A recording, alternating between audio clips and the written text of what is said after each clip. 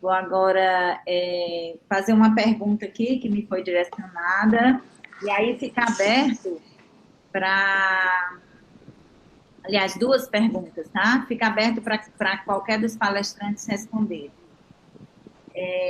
A primeira é: com a pandemia, a desigualdade educacional, por exemplo, e a social de modo geral, mas a desigualdade educacional, tem alguém com o microfone aberto, pediria que desligasse, para ficar mais clara a minha.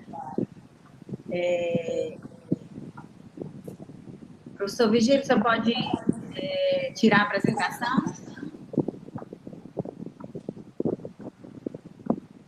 Vigílio? Estão me ouvindo? Vamos lá. Ok. Então, com a pandemia, ficou muito claro a desigualdade na área de educação. Por exemplo, 1 em cada 4 estudantes não tem internet. Certo?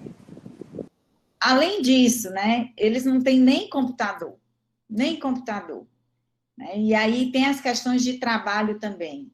Então, essas desigualdades ficaram muito, muito claras, né? E de que forma a ciência, né, pode ajudar isso, ou em termos de políticas públicas, ou a sociedade de um modo geral, porque isso vai ser um entrave realmente para... E aí a pergunta foi essa: de que forma a ciência pode ajudar nesse sentido, né? De tornar essa desigualdade educacional, social menor.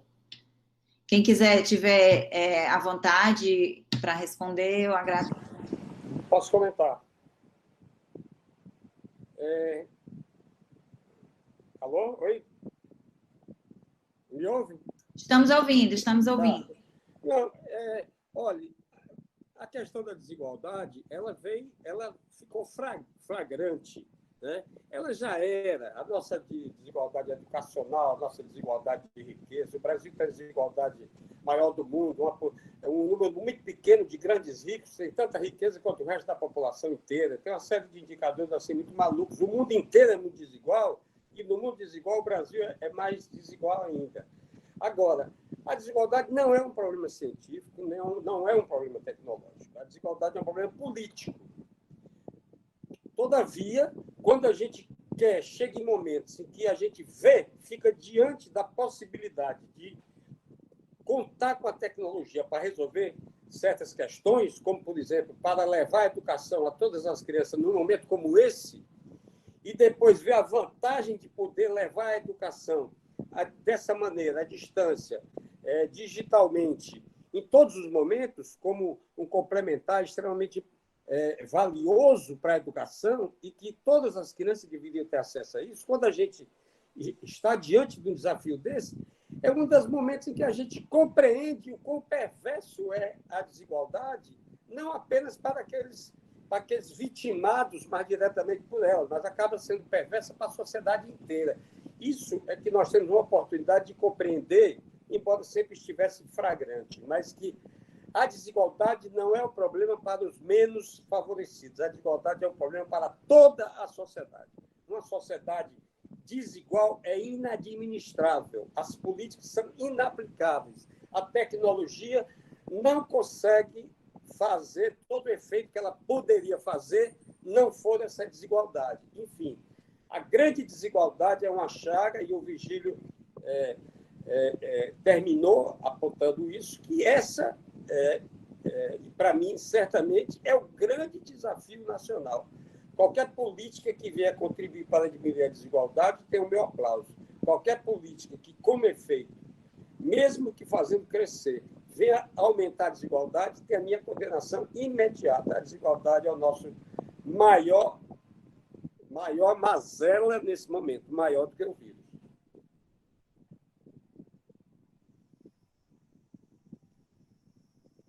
Professor Tarcísio, tem uma pergunta direcionada aqui para você. Deixa eu ver quem foi. A Lília Pinheiro, né?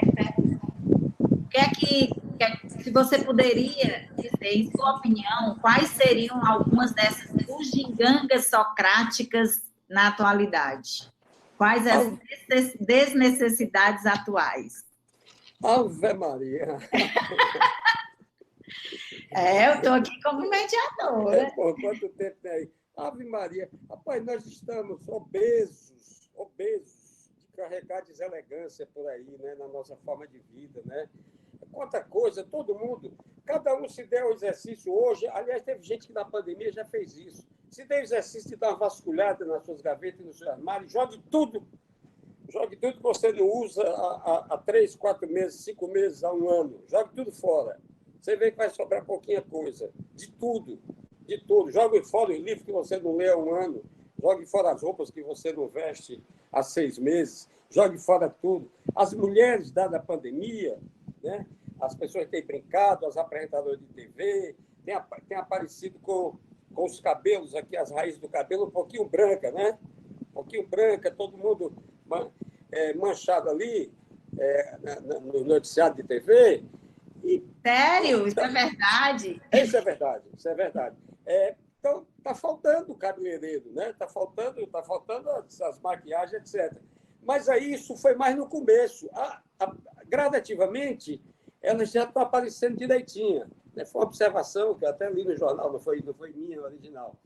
É que elas aprenderam a fazer. Então, isso foi uma necessidade a menos na vida delas. Pode ser, provavelmente, que aí temos que ver. Passada a Covid, a primeira coisa que elas vão fazer é voltar ao cabeleireiro? Ou será que elas vão curtir o fato de que agora elas sabem também fazer a tinturazinha para segurar a raiz branca dos seus próprios cabelos? E os homens aprendendo a cozinhar, etc., etc. A gente vê que a gente pode passar, né, sem tantos empregados domésticos, sem tanta... na realidade, hoje, como eu disse, a nossa sociedade é obesa de tanta catrefagem, de tanta desnecessidade. Professor Vigílio, uma última pergunta, né, do público, do professor Joaquim Bento, da UFPB. O que você acha que vai acontecer na ciência, direcionada aqui ao professor Vigílio? Na ciência aqui no Brasil, no mundo, de modo geral, vai haver uma valorização, enfim, discorrer um pouco sobre alguma... Pois é. Obrigado, Vládia. O que a gente percebe é que, olhando os noticiários, olhando a televisão, a ciência passou a ser uma palavra falada frequentemente e, principalmente, colocada como uma palavra no sentido, assim, quase que a saída para a crise, né? É preciso da vacina, é preciso de medicamentos, né? Então, do ponto de vista da sociedade brasileira, isso é muito bom, porque, primeiro, a mídia não falava da ciência no Brasil quase nada. Segundo, a mídia não relatava os avanços da ciência brasileira. E a gente vê hoje, todo dia nos jornais da televisão, nos laboratórios da Fiocruz, nos laboratórios das universidades, o que vem sendo feito, não só em medicamentos, mas também em tecnologias alternativas para criar respiradores mais baratos, para indicar como que deve usar as máscaras. Então, a ciência passou a ter um papel muito positivo. Isso é o que é passado para a sociedade, e a sociedade tem respondido dessa maneira. O que preocupa é que talvez o governo não esteja vendo isso dessa maneira. Tá? Porque para o governo é importante que ele veja esse papel da ciência, mas principalmente que ele invista, coloque recursos nas ciências, dê tranquilidade para os cientistas trabalharem, coloque uma visão de futuro onde a ciência tem um papel para a evolução do país. Eu, assim, pegando um pouquinho uma carona no que o Tarcísio falou, né? A ciência é muito importante para achar os medicamentos, achar novas formas de minimizar a questão do impacto negativo do coronavírus, mas a política é a chave para consolidar tudo isso. Tá? Então, é importante que a sociedade veja o papel da ciência, mas os políticos agora têm que consolidar isso nos orçamentos, na legislação, isso tem que vir da política. Então, eu acho que, do ponto de vista da crise, a ciência passou a ser conhecida da sociedade e agora precisa também ser um objeto de prioridade do governo. Vládia, se você me permite comentar um pouco a fala do Vigílio. Claro, claro, claro. Eu gostei muito do Vigílio ter particularmente sublinhado o seguinte: a nossa mídia não divulgava a ciência brasileira. Isso é muito importante. Não é que não saísse resultado de ciência, o público sempre se interessou por ciência, o público gosta de ciência. Mas aí é assim, o grande acelerador de partículas descobriu-se lá mais uma coisinha, mas da ciência brasileira, nada. E aí, o que aconteceu é que uma desgraça dessa mostrou uma coisa que os cientistas, os membros da SBPC, da Academia Brasileira de Ciência, da SBC, das diversas sociedades científicas, sempre fizeram o discurso de que cada país precisa ter a sua ciência, o país precisa desenvolver a ciência de que necessita. Nós não podemos, enquanto que havia nas mentalidades dos políticos, das autoridades, às vezes dos empresários, etc., que não, ciência de ponta é coisa para fazer lá fora, são para países do primeiro mundo. O Brasil deve fazer aqui uma coisa subserviente e secundária, né, colateral. E, no entanto, isso é contra o discurso do que a gente produzia. Não, o Brasil, se quiser realmente colher os frutos da ciência, ele tem que ser um sócio do fazimento da ciência. Ele tem que fazer ciência tal qual e precisa de recursos para fazer ciência. A pandemia mostrou exatamente esse segundo ponto de vista e que o Vigílio enfatizou tão bem. Nós precisamos da nossa ciência. Então, quando chegou isso, cadê os nossos grupos para estudarem medicamentos? Cadê os nossos grupos para fazerem, junto com engenheiros e técnicos, fazerem os nossos ventiladores que nós precisamos? Dá para esperar para a China mandar? Ela vai colocar a gente numa fila.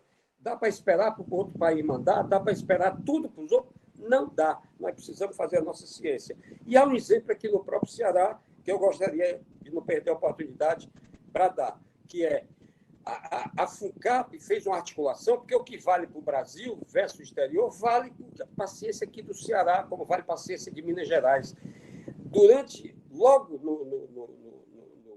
no estourar da pandemia, a FUNCAP criou uma linha especial de fomento a projetos emergenciais de combate à Covid.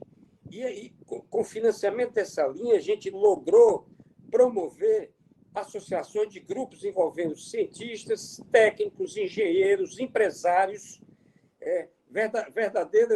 verdadeiros grupos de trabalho para produzir coisas muito práticas e muito rapidamente. E nós conseguimos, em 1 mês, 2 meses, já colocar resultados aí nos hospitais e na mão das pessoas que estavam combatendo, já fazer milhares de testes. A Unifor participou desse esforço, a Universidade Federal do Ceará, cientistas de vários lugares, e mais o Senai, e mais a FIEC, empresários, enfim, classe empresarial, classe científica, comunidade científica, governo, associados. A gente produziu muitos resultados interessantes, essas pesquisas ainda estão acontecendo, ensaios clínicos para o teste da efetividade de alguns equipamentos, de alguns procedimentos, etc. Produzimos um ELMO, que é uma criação original, menos invasiva para o estágio intermediário da necessidade de oxigênio das pessoas vítimas de Covid, que deve entrar em produção agora. Enfim, a gente conseguiu, em curto espaço de tempo, muitos resultados fazendo essa associação da ciência com a necessidade da sociedade, trazendo a ciência para perto da sociedade. Portanto, eu quero dizer o seguinte: além de ter um papel de mostrar à sociedade a importância da ciência, mostrou à própria ciência a importância da sua aproximação às necessidades da sociedade. Sempre, todavia, mais agudamente, quanto isso se faz urgente e necessário. E essa resposta foi dada pela ciência e foi possível a sociedade apreciar. Eu acho que a ciência sai ganhando nessa história e acho e espero que o Brasil, que é um dos países que não tinha uma compreensão do papel da ciência, passe minimamente a ter depois desse susto. Agora a última pergunta para o professor Vasco. Professor Vasco, e os algoritmos de inteligência artificial? Por exemplo, aqueles que podem identificar aglomerações ou a rede de contato de pessoas, eles vão aproximar ou distanciar as pessoas, né? Assim, fazendo alusão ao nosso tema. Bom, eu também respondo da mesma forma como o Tarcísio. Daria uma outra apresentação, essa aqui, um outro debate, né? Uma pergunta bem complexa. Certamente há sempre as possibilidades de aproximar, como há os riscos associados, né? A inteligência artificial, como o Tarcísio mencionou, ela tem sido aí, vamos dizer assim, protagonista em muitos debates e tem mostrado de como a tecnologia, a ciência e a tecnologia pode melhorar, vamos dizer, a vida das pessoas com apoio na área médica, mas também tem os riscos de fazer excessivos rastreamentos das pessoas, diminuição do direito à privacidade que as pessoas têm. Enfim, temos desafios aí nos dois lados, e eu gostei muito do que o Virgílio falou. Quer dizer, vai depender de como a gente constrói a nossa sociedade para fazer o uso da inteligência artificial, né? Para fazer o uso das tecnologias de uma forma geral. Eu creio que, com relação à inteligência artificial, a gente já sentia falta no Brasil de uma política de inteligência artificial no Brasil que se definisse, que se discutisse com a academia e se definisse mais claramente quais serão esses limites. Quais serão os limites da inteligência artificial, quais serão... a própria Lei de Proteção Geral de Dados é uma lei que foi, na verdade, foi agora adiada, né, para entrar em funcionamento, e está muito conectado com essa questão da inteligência artificial. Então, temos aí um esforço a fazer, e eu queria também voltar a uma questão que eu acho relevante, tem a ver com a inteligência artificial e tem a ver com uma questão que se colocou sobre a redução das desigualdades. A ciência brasileira, ela já olha com as especificidades da sociedade brasileira. A inteligência artificial, por exemplo, pode ser uma forma de fazer as pessoas que têm dificuldades, as que não são letradas, de interagirem com a tecnologia, de interagirem com a computação. Então, através de voz, por exemplo, né? Isso é o tipo de exemplo de ciência que tem que ser produzida, que é uma ciência que tem que ser produzida no Brasil, porque o problema de letramento, de analfabetismo que nós temos, é um problema muito maior do que os países ocidentais, os países do hemisfério norte. Eles decididamente vão olhar a questão da interação, por exemplo, das pessoas por voz com os computadores por uma perspectiva diferente da nossa. Provavelmente vão olhar por uma perspectiva de consumo. Né? Mas nós temos que olhar para essa relação, por exemplo, de como as pessoas vão interagir com a tecnologia de forma mais fácil, de forma fluida, muito mais como uma forma de inserir as pessoas que precisam se inserir a tecnologia, do que uma questão de fazê-las gastarem mais, até porque essas pessoas normalmente são pessoas de classes mais desfavorecidas. Então, é um exemplo de como, isso é um bom exemplo, um bom programa de inteligência artificial e responde um pouco a essa questão das nossas desigualdades e também de por que a gente precisa da nossa ciência, de uma boa ciência que ataque os nossos problemas com a nossa perspectiva, para fazer com que a sociedade vença todas essas dificuldades, como a desigualdade. Então, eu creio que essas coisas estão interconectadas, e esse é um exemplo que eu acho que pode ajudar aí a quem fez a pergunta, não sei quem foi que fez a pergunta, mas que pode ter uma ideia de como a gente pode caminhar em relação a isso, tá? E tem mais uma pergunta, vocês podem responder, eu acho que o Tarcísio, não sei, não foi direcionado para ninguém, mas, assim, vocês concordam que os negacionistas foram os grandes derrotados do coronavírus? Aí é uma pergunta mais político-filosófica aí, que o professor Tarcísio pode... Não, eu espero que alguém comente, porque eu respondo muito rapidamente. Os negacionistas já nasceram derrotados.